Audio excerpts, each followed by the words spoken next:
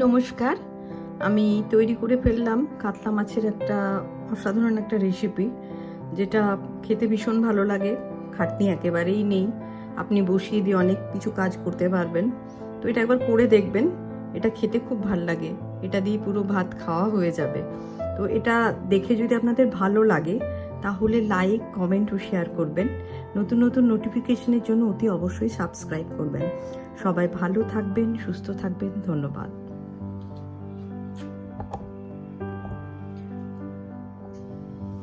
আমি আজকে কাতলা মাছের একটা রেসিপি আপনাদের সামনে করব। দেখুন কিভাবে করি। আমি 4 পিস কাতলা মাছ নিয়েছি। আমি কড়াইয়ে রাখছি, গ্যাস অন করে নিই। এর মধ্যে দেব 1.5 খানা পেঁয়াজ বাটা, 1.5 খানা আদা বাটা, 1 চামচ মতো কাঁচা লঙ্কা, 3টে কাঁচা লঙ্কাতে আমি বেটে রেখেছি, সেটাও দিয়ে দেবো এখানে। 3টে টমেটো কেটে রেখেছি, ছোট ছোট করে পিস করে কেটে রেখেছি। টমেটো 3টে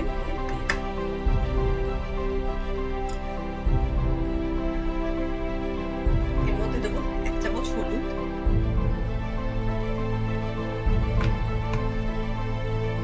1/2 চামচ শুকনো লঙ্কার গুঁড়ো,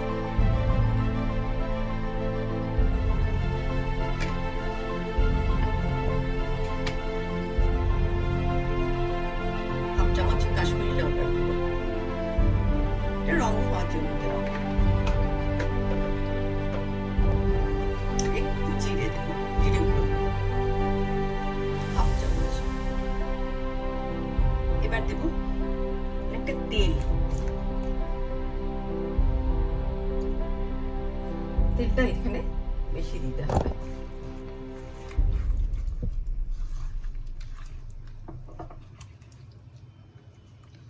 আর মাছগুলো কিন্তু ভাজা হবে না।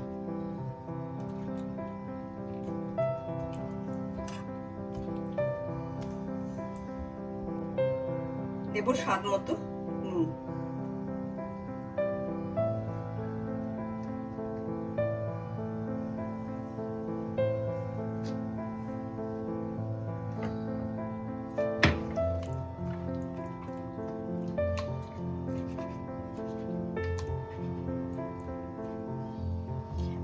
আর নুনটাকে ব্যালেন্স করার জন্য কয়েক দানা চিনি দেব, কয়েক দানা, জাস্ট কয়েক দানা। দেখুন,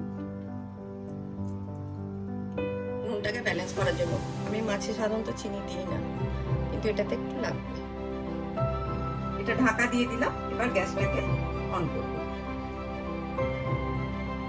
এটা প্রথমে একটু মিডিয়াম আঁচে করে নেব, তারপরে ফ্লেমটা লো করব। এবার ঢাকাটা খুলে মাছগুলো উল্টে দেব, গ্যাসটা কমিয়ে দেব। মাছগুলো কিন্তু খুব হালকা হাতে, কাঁচা মাছ যেহেতু, সেহেতু খুব হালকা হাতে উল্টাতে হবে, নাহলে ভেঙে যাবে।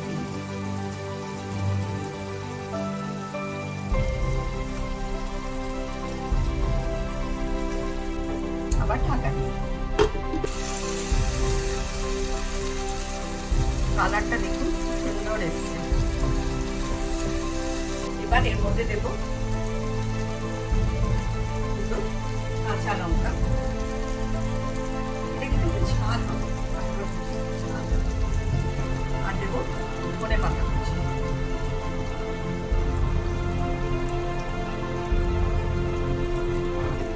ধনে পাতা কুচি দিলাম।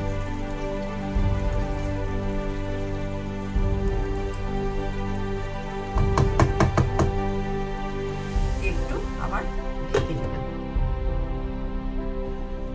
এটা 2 মিনিট মতো আমি অল্প আছে রেখেছিলাম, হয়ে গেছে।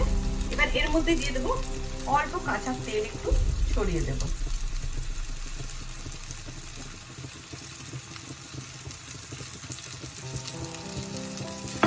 এবার গ্যাসটা অফ করে দেব। হয়ে গেল মাছের এই প্রিপারেশনটা। করে দেখবেন, এটা খেতে খুব ভালো লাগে, গরম ভাতের সাথে খুব ভালো লাগে, মানে ভাতের সাথেই ভালো লাগে। এটি অবশ্যই করে দেখবেন। কিন্তু মাছগুলো যখন উল্টাবেন খুব সাবধানে উল্টাবেন, মাছ যেন ভেঙে না যায়।